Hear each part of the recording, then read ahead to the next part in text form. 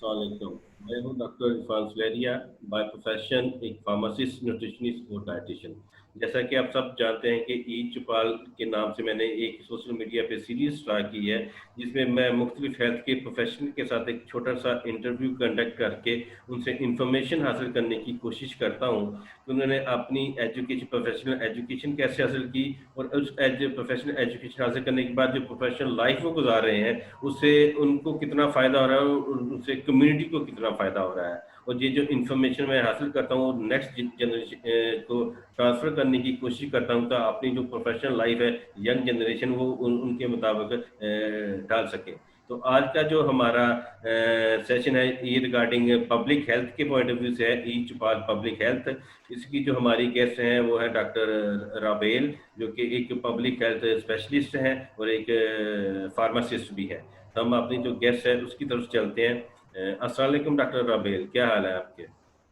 वालेकुम अस्सलाम। अल्लाह का शुक्र। आप कैसे हैं? जी, मैं भी ठीक ठाक। एक शॉर्ट सा इंट्रोडक्शन तो मैंने आपका दे दिया कि आप एक पब्लिक हेल्थ स्पेशलिस्ट हैं और साथ एक फार्मासिस्ट भी हैं। तो जी मैं जी चाहूँगा अपना जो कंप्लीट इंट्रोडक्शन है वो आप खुद ही हमारे देखने वालों को और सुनने वालों को दे दें। जी। पहले तो बहुत शुक्रिया डॉक्टर इरफान साहब, आपने मुझे अपने प्रोग्राम पे इनवाइट किया। Thank you so much. मैंने बाय प्रोफेशन मैंने फार्मेसी की थी 2011 में, डॉक्टर ऑफ फार्मेसी। उसके बाद मैंने एमफिल पब्लिक हेल्थ किया था पंजाब यूनिवर्सिटी से, और आजकल मैं एमबीए कर रही हूँ। मेरा लास्ट सेमेस्टर रह गया, सिर्फ एमबीए स्कॉलर हूँ।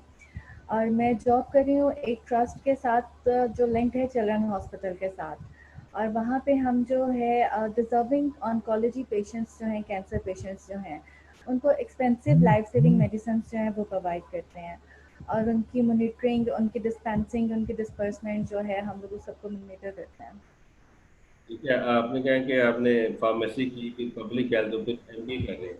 तो सबसे पहले तो मुझे ये जी। बताइए कि फार्मेसी का जो प्रोफेशन है, इसमें आपने एडमिशन कैसे लिया, बाय चांस या बाय चॉइस?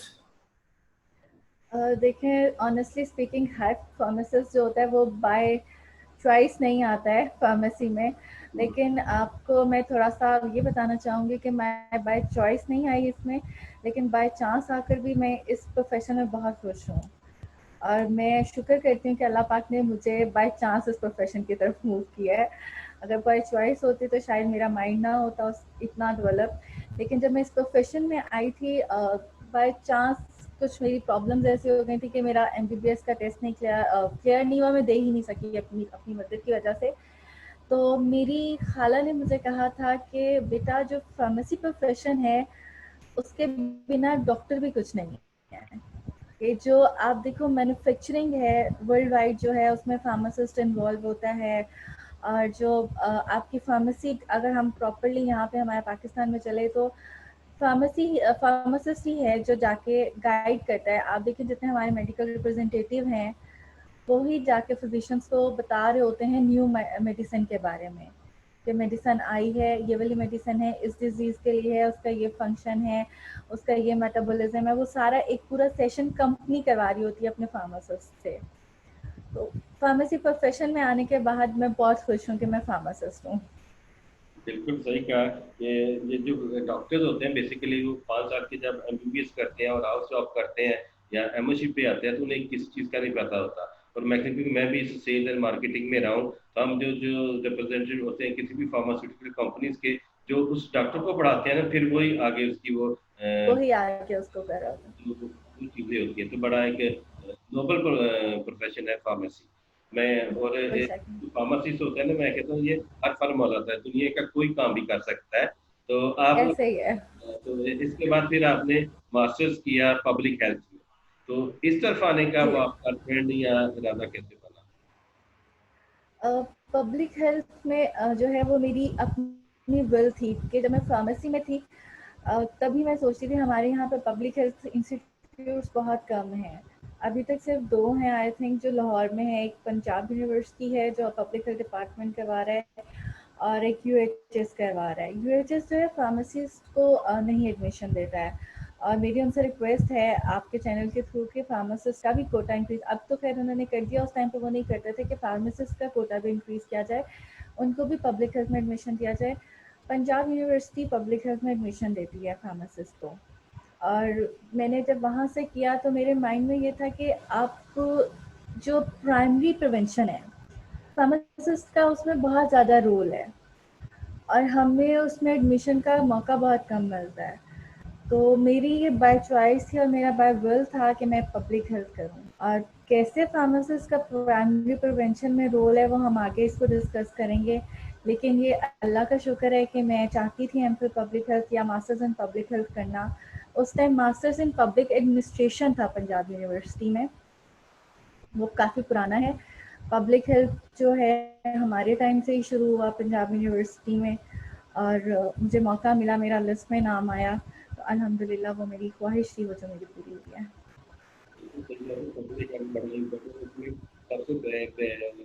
सबसे अच्छी चीज लगती है पब्लिक वो है प्राइमरी प्रिवेंशन। अगर प्राइमरी लेवल पर ही आप इसको किसी भी डिजीज को रिकवर कर ले तो आगे बढ़ने के चांसेस बड़े वो कम हो जाते हैं किसी भी डिजीज। ऐसे आपने पब्लिक हेल्थ किया तो आपको क्या लगे पब्लिक हेल्थ फार्मेसी भी होनी चाहिए स्पेशलाइजेशन? बिल्कुल होनी चाहिए। जैसे मैंने आपको अभी बताया माइंड में था मेरे।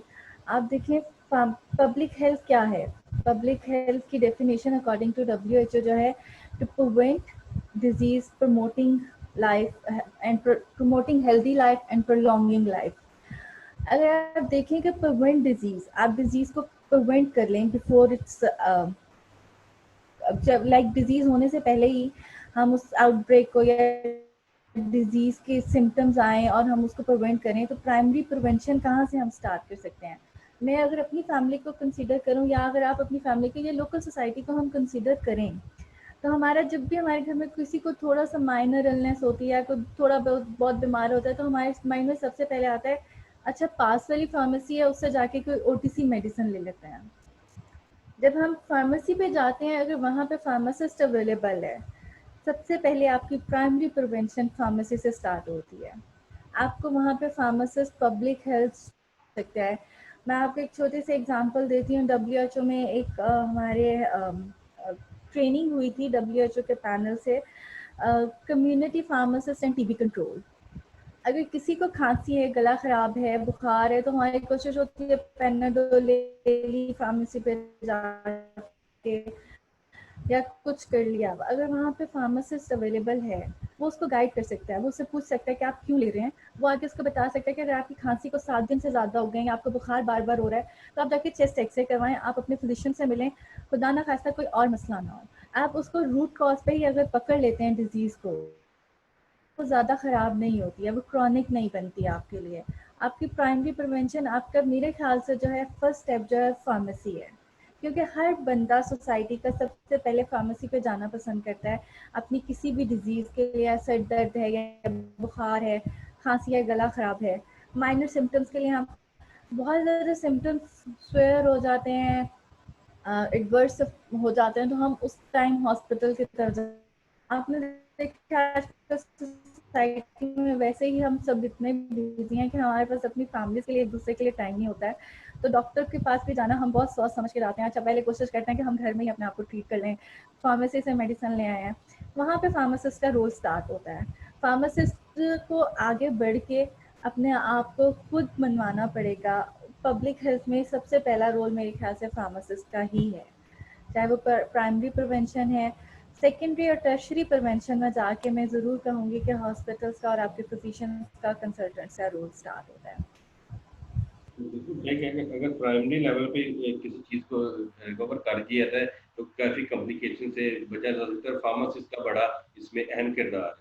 और इसके अलावा भी जब कोई भी पेशेंट डॉक्टर से चेकअप करवा के जाता है तो एक मैं उसे कहता हूँ लव लेटर जो देता है, इसमें कोई 7-8 किस्म की एंटीबायोटिक्स होती हैं, जनरल होती है।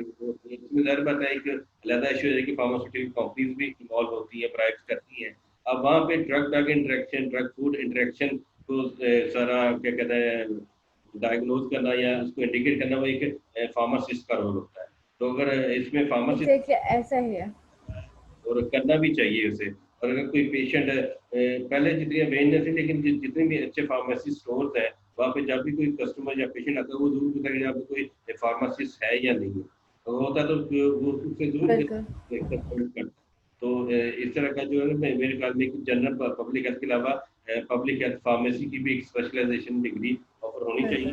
बिल्कुल तो जितनी मेरे ख्याल में फार्मेसी इंस्टीट्यूट है पाकिस्तान में, उनको इस तरफ अपना ध्यान करना चाहिए, ताकि ये जो चार बिल्कुल है, फार्माकोलॉजी, फार्मास्यूटिक्स या फार्मास्यूटिकल केमिस्ट्री, इसके अलावा भी अगर आप वैसे एक रेगुलेटरी अफेयर्स है, बड़ी अच्छी एक पोस्ट है, फार्मास्यूटिकल कंपनी को काफ़ी इसकी जॉब्स आती हैं। तो 1 साल का डिप्लोमा या कुछ सर्टिफिकेट 6 महीने का मुख्तलिफ इंस्टीट्यूट ऑफर करवाना शुरू कर दें, तो मेरे ख्याल में फार्मासिस्ट की बड़ी अच्छी उनके लिए एक अपॉर्चुनिटी हो जाएगी, और उनका जो जॉब का जो स्टेटस है वो भी काफ़ी बढ़ जाएगा। इसमें जितने इंस्टीट्यूट है फार्मेसी को, उनको वो काम करने की ज़रूरत है।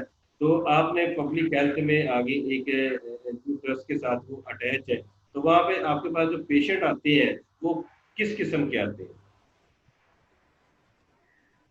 हमारे पास जो पेशेंट आते हैं बहुत, तो लाइक आपको पता है गवर्नमेंट हॉस्पिटल में डिजर्विंग पेशेंट्स ही आते हैं बहुत ज़्यादा, लेकिन बहुत सारे पेशेंट्स ऐसे होते हैं जो अफोर्डेबल भी होते हैं, क्योंकि आपके गवर्नमेंट हॉस्पिटल में नो डाउट आपकी फैसिलिटीज़ बहुत अच्छी होती हैं, लाइक मशीनरी के अकॉर्डिंग उनकी कोशिश होती है। हमारा चिल्ड्रन हॉस्पिटल का डिपार्टमेंट जो है ऑन्कोलॉजी बहुत अच्छा है। बोन मैरो ट्रांसप्लांट आपने पब्लिक सेक्टर में चिल्ड्रन हॉस्पिटल का बहुत अच्छा है, और वो पिछले साल ही जो है स्टार्ट हुआ है, और उसमें माशाल्लाह बहुत अच्छे चल रहा है। डॉक्टर नासिर हैं वहाँ के इंचार्ज, वो उसको चला रहे हैं, और अफोर्डेबल पेशेंट्स भी होते हैं, पर ज़्यादा मेजॉरिटी हमारी डिजर्विंग पेशेंट्स की होती है वहाँ पे।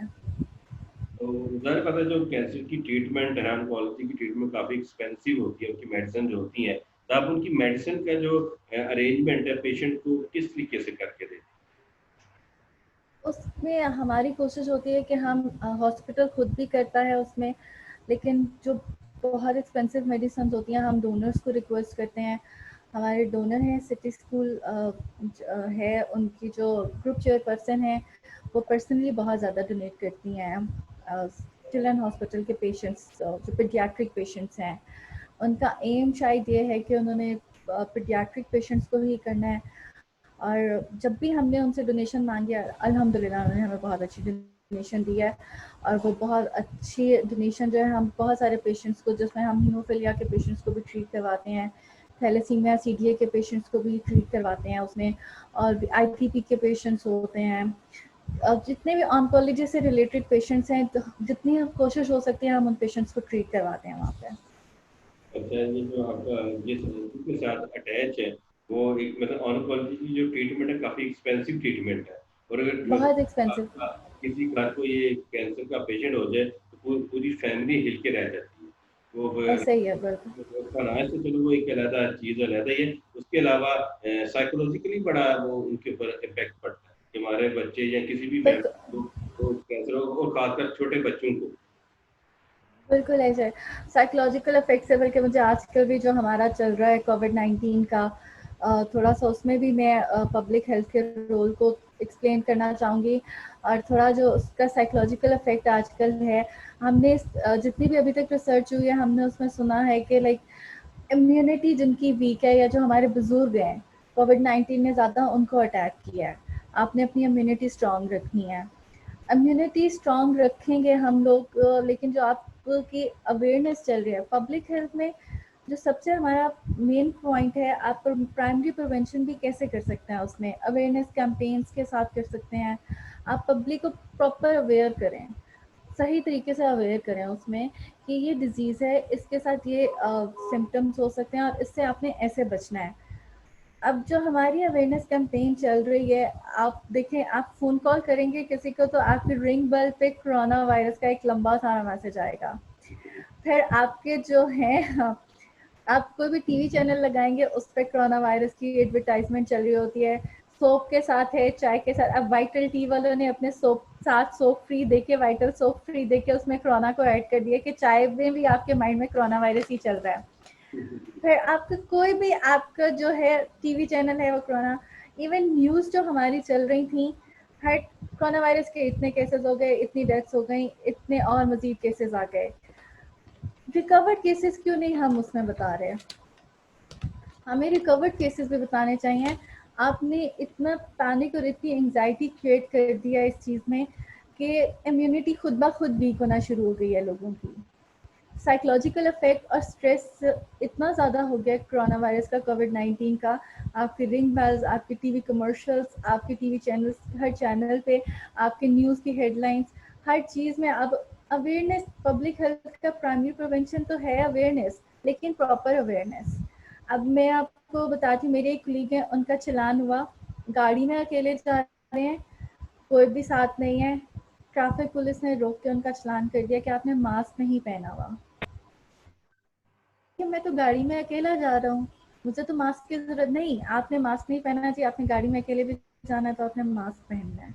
आप अपने डिपार्टमेंट्स में अगर आपने ट्रैफिक पुलिस को इतना किया है, उनको इख्तियार दिया है कि चलें आप रोक के चालान करें, जहाँ पे गाड़ी में 4 लोग जा रहे हैं आप उनका तो चालान करें, उन्होंने मास्क नहीं पहना। गाड़ी में एक बंदा अकेला जा रहा है, आप उसका चालान कर रहे हैं कि उसने मास्क नहीं पहना। मैं कैंट से गुजरी हूँ, खैर उन्होंने मुझे, आर्मी ऑफिसर्स ने, कुछ रेंजर्स ने इतना कहा तो नहीं, बस उन्होंने मुझे रिक्वेस्ट की कि आप मास्क पहन लें। मैंने उनसे कहा कि मैं अकेली जा रही हूँ, उन्होंने कहा नहीं आप फिर भी पहन लें। मैं कहा चलें ठीक है, मैं पहन लेती हूँ। अब बहुत सारे केसेस आए हैं एक्सरसाइज करते हुए लंग्स क्लैप्स हो गए, उन्होंने मास्क पहने हुए थे रनर्स के। लाइक आप, हम हर जगह कह रहे हैं मास्क पहनना ज़रूरी है, ज़िंदगी बचाने के लिए मास्क पहनना ज़रूरी है, लेकिन हम उसको एक्सप्लेन नहीं कर रहे हैं। हमने उस पर अपनी अवेयरनेस नहीं दी है लोगों को कि मास्क यहाँ पे पहनना ज़रूरी है। आप गैदरिंग में हैं, आपका वहाँ पे मास्क पहनना ज़रूरी है। आप मार्केट्स में हैं, आपका डिस्टेंस कम है, आपका मास्क पहनना ज़रूरी है। हमने उसको इतना पैनिक क्रिएट कर दिया कि हर बंदा इतना कॉन्शियस हो गया। रनर ने भागते हुए मास्क पहनना शुरू कर दिया, एक्सरसाइज करते हुए लोगों ने मास्क पहनना शुरू कर दिया। हमारी ट्रैफिक पुलिस कहती है गाड़ी में अकेले जा रहे हैं मास्क पहन के जाएं। मतलब हम अवेयरनेस भी प्रॉपर नहीं कर रहे हैं, जिसकी वजह से हमें नुकसान हो रहा है। हमें अवेयरनेस कैंपेन्स भी करनी चाहिए, उसके अकॉर्डिंग प्रॉपर अवेयरनेस कैंपेन्स करें जिसका पब्लिक को फ़ायदा भी हो। आपके अवेयरनेस कैंपेन्स अगर साइकोलॉजिकल इफेक्ट्स देंगे और स्ट्रेस कॉज कर रहे हैं, उससे इम्यूनिटी वीक होगी हमारी, और वो उसी से हमारी जो पेशेंट रेशियो इंक्रीज होती जा रही है। तो अब तो अल्हम्दुलिल्लाह काफ़ी कंट्रोल हो रही है डे बाय डे, लेकिन शुरू में अभी भी हम अगर देखें फ़ोन कॉल्स पे, एक रिंग होती है, कोरोना का मैसेज स्टार्ट हो जाता है हमारे उस पे कॉल पे। तो उसको पैनिक और एंजाइटी नहीं क्रिएट करनी, अवेयरनेस क्रिएट करनी है। अब जैसे अब थैलेसीमिया के पेशेंट्स को ले लें, पब्लिक हेल्थ का बहुत रोल है उसमें। कज़न मैरिजेस हमारी, मैं, आप वहाँ पे देखें सीडीए के पेशेंट्स, सॉरी थैलेसीमिया के पेशेंट्स हो गए, अगर आप हॉस्पिटल में बैठ के देखें तो लोगों को पता ही नहीं है, जो हमारे गांव के लोग हैं, जो इतने पढ़े लिखे लोग नहीं हैं, कज़न मैरिजेस का उनको पता ही नहीं है कि आप अगर एक थोड़ा बहुत उस पर अवेयरनेस क्रिएट करना शुरू करते हैं कि इसके ये साइड इफ़ेक्ट्स हैं, या आप एक छोटा सा टेस्ट करवा लें पहले, उससे या तो हम उसमें जो है खुदा ना खास्ता हम लोग उसमें देखें, हमारे मजहबी पॉइंट ऑफ व्यू से भी हम लोग उसको बहुत ज़्यादा करना शुरू कर देते हैं, लेकिन अल्लाह पाक ने भी मेरे ख्याल से फर्स्ट जो है वो प्रिवेंशन लेना तो बताया है ना, या अब एहतियात करना, या हर चीज़ में अपनी आप को देखना। कहीं पे भी हमारे जुल्म नहीं है मज़हब में, या कोई रिस्ट्रिक्शंस इस तरह की नहीं है, लेकिन अवेयरनेस ही नहीं है हमारे पास कि हम उसको अवेयर करें लोगों को कि आपकी कज़न। अच्छा, मेरी एक पेशेंट को मैंने देखा, छोटी सी मैं आपको एग्जांपल दूंगी। उसकी फैमिली में उसके फादर को थैलेसीमिया, उसके मामू को थैलेसीमिया, उसकी मदर को थैलेसीमिया, उसके आगे भाइयों को थैलेसीमिया, और मतलब वो पूरी फैमिली एक चेन चल रही थी थैलेसीमिया के साथ, और उनको इतनी अवेयरनेस नहीं थी कि ये थैलेसीमिया की चेन क्यों चल रही है, ये हमारा जेनेटिक डिसऑर्डर है या हमारा हेरिडिटी डिसऑर्डर है, हमारी फैमिली में है। उन लोगों को ये नहीं पता था। और वो फिर जब एक ही फैमिली के इतने इतने लोग आते हैं, या हीमोफीलिया के एक ही फैमिली के इतने इतने लोग आते हैं, हमारी रिस्पॉन्सिबिलिटी है। पब्लिक हेल्थ फिजिशियंस का यहाँ पे बहुत काम है। हमारी गवर्नमेंट अगर उसको अंडरस्टैंड करे या ऐसी पॉलिसीज बनाए कि आप एक डिजीज़ बर्डन से बहुत बच सकते हैं, उसमें बहुत ज़्यादा आपका डिजीज़ बर्डन रिड्यूस हो सकता है सिर्फ अवेयरनेस कैंपेन्स के साथ। एक ही फैमिली के 11-11 लोगों को थैलेसीमिया या हीमोफीलिया है। अगर आप उनकी एक अवेयरनेस कैंपेन कर दें तो वो इतना डिजीज बर्डन रिड्यूस हो जाएगा कि आपके जो हेल्थ सेक्टर है वो बहुत ज़्यादा इम्प्रूव करेगा। बिल्कुल ऐसे ही है, बिल्कुल इसमें और भी बड़ी वो चीज़ें आ जाती हैं। हमारी सोसाइटी है कि आपने बात की कि थैलेसीमिया में कज़न मैरिज को कम्प्लीटली डिस्करेज करना चाहिए।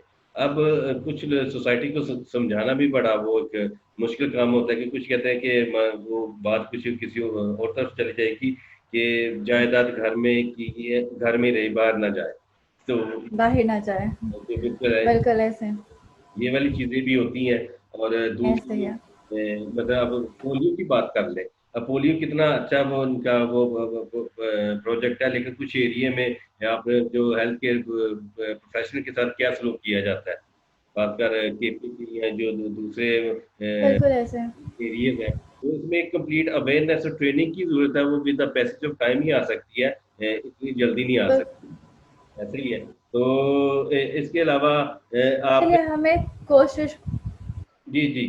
कोशिश करनी चाहिए राइट वे में कुछ ना कुछ कोशिश होता है। करनी चाहिए। वो कहते हैं ना कि दरख्त जो होता है, पौधा जो होता है, वो दादा लगाता है, फल उसके पोते खाते हैं। तो अगर हम कोशिश करेंगे तो हमारी जो आने वाली ऐसे नेक्स्ट ऐसे जनरेशन है उसके लिए काफ़ी वो अच्छा रहेगा। तो आपके फ्यूचर के गोल्स क्या हैं? आप पब्लिक हेल्थ में काम कर रही हैं, तो आप 2020 है, 2025 में आप अपने आप को कहाँ पे देखती हैं? मैं आपको थोड़ा सा बताऊं, जो मेरा पब्लिक हेल्थ का रिसर्च टॉपिक था वो मैटरनल हेल्थ था। हमारी मैटरनल हेल्थ आपने देखा होगा कि हमारी जो सोसाइटीज़ हैं, अगर मैं अपनी सोसाइटी की बात करूं, हम थोड़ा सा इम्प्रूव कर गए हैं, लेकिन हमारे अभी भी बैकवर्ड एरियाज हैं, जो हमारे गांव हैं या हमारे इस तरह की जो सोसाइटीज़ हैं, पुरानी सोसाइटीज़ हैं, वहाँ पे मैटरनल हेल्थ को इतना कंसीडर नहीं किया जाता। अगर एक माँ की हेल्थ ठीक नहीं है तो मेरे ख्याल से पूरी फैमिली की हेल्थ अफेक्ट करती है उसमें। हम during maternal health during pregnancy, 9 months और आफ्टर प्रेगनेंसी, पोस्टपार्टम पीरियड में हम लोग अ, उसको क्यों नहीं हम लोग उसको रेगुलर फॉलो अप करते हैं। अगर हम उसी को रेगुलर फॉलो अप करें और हम बहुत सारी वहीं से, जिसमें अनफेंट मोर्टालिटी, चाइल्ड हेल्थ है, आप एक मैटरनल हेल्थ को इम्प्रूव करके आप अपनी सोसाइटी को बहुत इम्प्रूव कर सकते हैं। रेगुलर फॉलोअप्स करके 9 मंथ्स के जो रेगुलर फॉलोअप्स हैं या पोस्टपार्टम पीरियड के रेगुलर फॉलोअप्स हैं, अगर आप उनको फॉलोअप कर लेना तो आप एक माँ की सेहत को सही करके पूरी फैमिली की सेहत को ठीक कर सकते हैं। अगर एक माँ की सेहत नहीं ठीक है, आपको मैं छोटी सी एग्जांपल देती हूँ, अगर एक घर की औरत की तबीयत ख़राब है, उससे बच्चे अफेक्ट होते हैं, उससे हस्बैंड अफेक्ट होता है, उससे घर का पूरी रूटीन आपकी अफेक्ट हो जाती है। तो मेरा जो है, मेरी कोशिश ये है कि मैं इस पे थोड़ी और वर्किंग करूं ताकि हम अपनी जो मैटरनल हेल्थ है उसको इम्प्रूव कर सकें। जो हमारी मैटरनल हेल्थ है, हम अपनी एक फीमेल को, हम मेरी रिक्वेस्ट है हर किसी से कि जो भी प्रेगनेंसी के आपके 9 मंथ्स हैं, आप उसमें रेगुलर फॉलोअप ज़रूर करें, क्योंकि आप ठीक हैं। और अब मेरी अपनी मेल कम्युनिटी से भी रिक्वेस्ट है कि अपनी फीमेल्स को जो प्रेगनेंसी है 9 मंथ्स में, उसमें ज़रूर एक अच्छी हेल्थ प्रोवाइड करने के लिए, एक अच्छा इन्वायरमेंट प्रोवाइड करने के लिए फॉलो अप भी रखें, उसके साथ हंसी मजाक भी करें। ठीक है, वो आपका एक मूड स्विंग्स का टाइम चल रहा होता है, उसमें छोटी छोटी बातों को इग्नोर करके, क्योंकि वो 9 मंथ्स उसके लिए टफ है, लेकिन उसकी हेल्थ अगर ख़राब होगी तो आगे आपके लिए सारा टाइम टफ है। सही कहा आपने, बिल्कुल ठीक कहा। और इसमें ना मैटरनल हेल्थ में, क्योंकि मेरी जो फील्ड है, मेरा जैसा आपका पब्लिक हेल्थ है, मेरा आगे इंटरेस्ट है इसमें पब्लिक हेल्थ न्यूट्रिशन में। तो न्यूट्रिशन बड़ी इंपॉर्टेंट है, ये आपकी मैटरनल हेल्थ। बहुत ज़्यादा इम्पॉर्टेंट है। आप, मैं वही बता रही हूँ कि अगर एक माँ की सेहत ही ठीक नहीं है, उसमें उसकी उसके डाइट ही नहीं ठीक है, उसमें आप देखें हम लोग मेरे ख्याल से प्रेगनेंसी स्टार्ट होती है तो आप एक प्रेगनेंसी टेस्ट करवा के आप 3 to 4 मंथ्स तो जाते ही नहीं है फॉलोअप के लिए, और उसमें आप फॉलिक एसिड तो मदर के पास जा ही नहीं रहा। अगर आप जाएं, आप अपने फिजिशियन से, अपने कंसल्टेंट से कंसल्ट करें, आप अपने विटामिन्स, अपने फॉलिक एसिड ये स्टार्ट करें, वो आपके हेल्थ के लिए बहुत ज़रूरी है। हम 4 to 5 मंथ में, जो मेरी प्रैक्टिस थी, मैंने उसमें देखा है कि उसमें 4 to 5 मंथ में वो रिसर्च में मैंने अपने देखा है कि 4 to 5 मंथ में जाके फॉलोअप स्टार्ट होता था। और बहुत कम लोग थे जो मतलब रेगुलर फॉलोअप स्टार्ट करते थे डे फर्स्ट से। उसमें आपके न्यूट्रिशनिस्ट हैं आप, इसमें मुझे थोड़ा सा और भी पब्लिक हेल्थ में और फार्मासिस्ट का रोल तो थोड़ा सा मैं उसमें करना चाहूँगी कि अगर आप बहुत सारे देखें फार्मासिस्ट का रोल, टेट्रासाइक्लिन है हमारी एंटीबायोटिक है, हमें उसको दूध के साथ नहीं लेना। और बहुत सारी प्रिस्क्रिप्शंस पे मेडिसिन आती हैं, तो उस पर मेडिसिन को कैसे लेना है आपने। मेरे अपने घर में मैंने प्रैक्टिस देखी है, हमारे बुजुर्ग, हमारी मदर्स कह रही होती हैं, ओ मेडिसिन बहुत हैवी है, दूध के साथ खाओ, वो इतनी बड़ी गोली है, 500 mg है, दूध के साथ खाओ। और वो काफ़ी जगहों पे एक्सप्लेन नहीं किया जाता उस पर कि किसके साथ है। इसी तरह हमारे स्टैटिन जो है वो लो हो जाती है, ज़्यादा लो हो जाते हैं हमारा, तो सॉरी इंक्रीज हो जाती है, सॉरी स्टैटिन्स की, मतलब उसकी ज़्यादा वो तो आप न्यूट्रिशनिस्ट हैं, वहाँ पे ही फार्मासिस्ट का, ड्रग इंट्रैक्शन फार्मासिस्ट का रोल है, ड्रग फूड इंट्रैक्शन न्यूट्रिशनिस्ट का और फार्मासिस्ट का रोल है।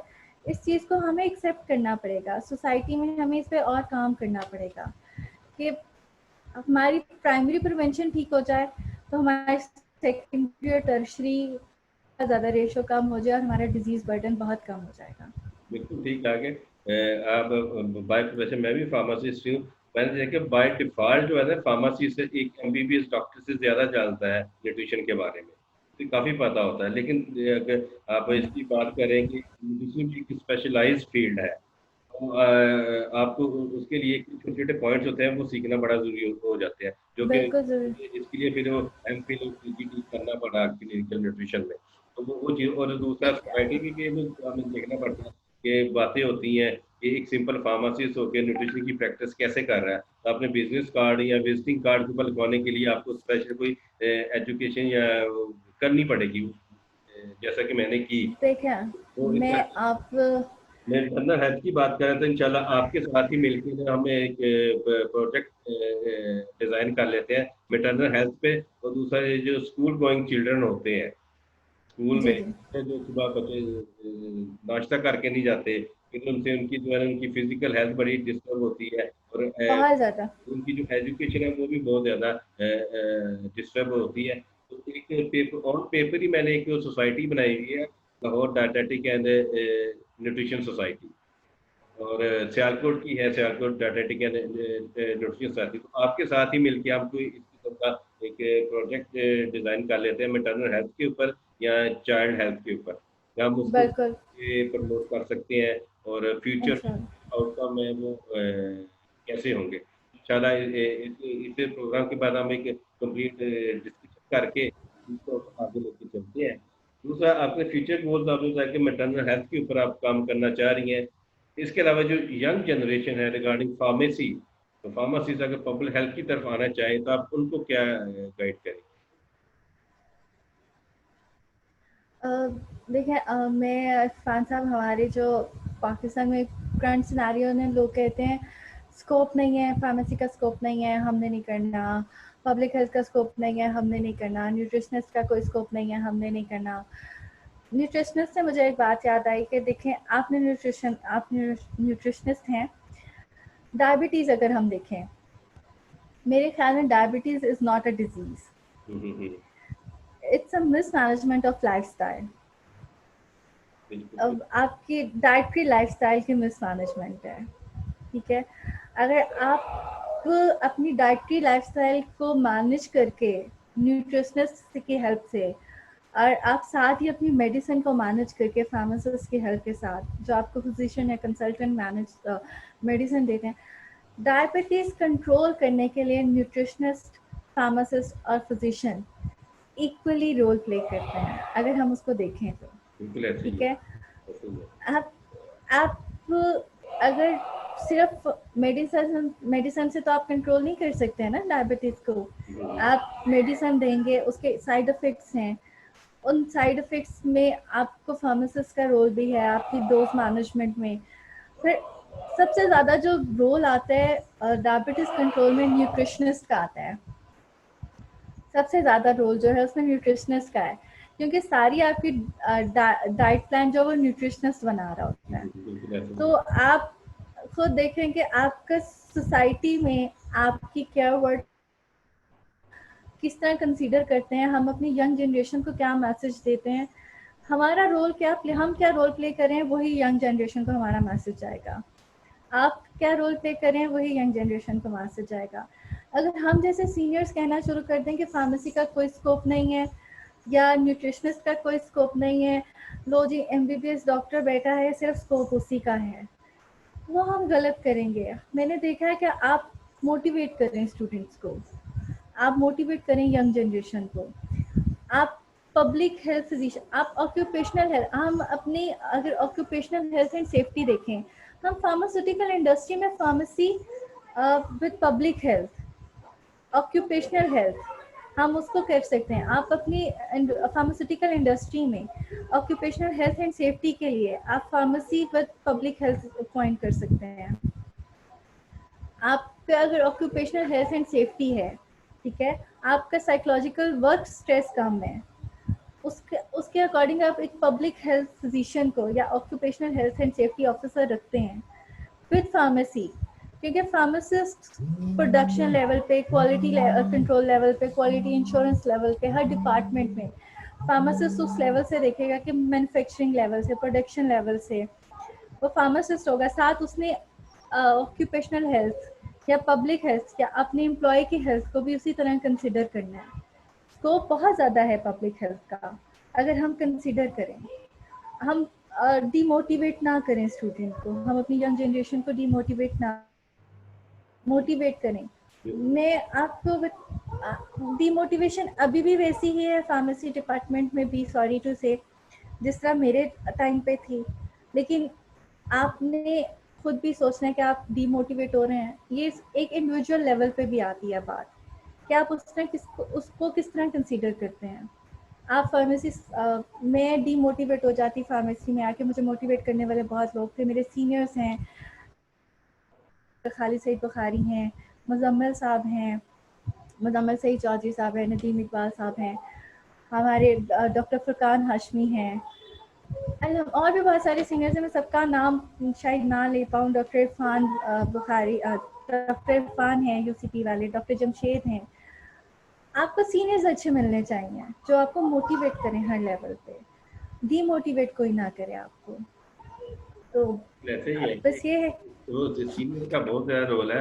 मुझे अच्छी तरह जगह जब बहुत ज़्यादा। मैं वन में पंजाब यूनिवर्सिटी में एडमिशन हुआ था मेरा फार्मेसी में, तो हम जब हॉस्टल में गए इवनिंग में, तो हमारे जो सीनियर्स थे उन्होंने हमें जो जो बातें बताई थी कि आपके साथ फर्स्ट ईयर में ये होगा, सेकंड ईयर में ये होगा, थर्ड ईयर में ये होगा, फाइनल ईयर में ये, अगर मार्केट में जाएंगे तो आपके साथ कैसा सलूक होगा, और आपके जो टीचर है उनके बारे में बताया कि आपके टीचर का जो रवैया है फलां टीचर का ऐसा, बिल्कुल वैसा ही हुआ था। तो सीनियर की गाइडलाइन बड़ी काउंट करती है कि और बहुत काम करते हैं। अनफॉर्चुनेटली न्यूट्रिशन में इस चीज़ की कमी है, क्योंकि मैं तो इस फील्ड में हूँ ना, न्यूट्रिशन में इस चीज़ की वो कमी है। और फार्मेसी में फिर भी कुछ हालात इससे बेहतर है, और बिल्कुल। उनकी कौंसल भी है, वो जैसे भी है काम अच्छा कर रही है। इनकी तो अभी वो कौंसल भी नहीं है, कौंसल भी लगता है मुझे बनानी पड़ेगी। तो जो सीनियर है ना मेरे न्यूट्रिशन में, तो कहते हैं डॉक्टर साहब लगता है कौंसल आपको ही पहला कदम उठाना पड़ेगा, क्योंकि इन इन खवातीन के बस का रोग नहीं है ये। नहीं है। बिल्कुल ऐसे ही है। तो डॉक्टर रबल, बड़ा अच्छा लगा आपसे बात करके कि पब्लिक हेल्थ का मेरा ये बेसिकली पहला सेशन था किसी भी पब्लिक हेल्थ स्पेशलिस्ट के साथ। तो इंशाल्लाह फ्यूचर में भी आपके साथ इस किस्म के जो टॉपिक है पब्लिक हेल्थ से रिलेटेड, हम उसके ऊपर आपसे वो बात करते रहेंगे।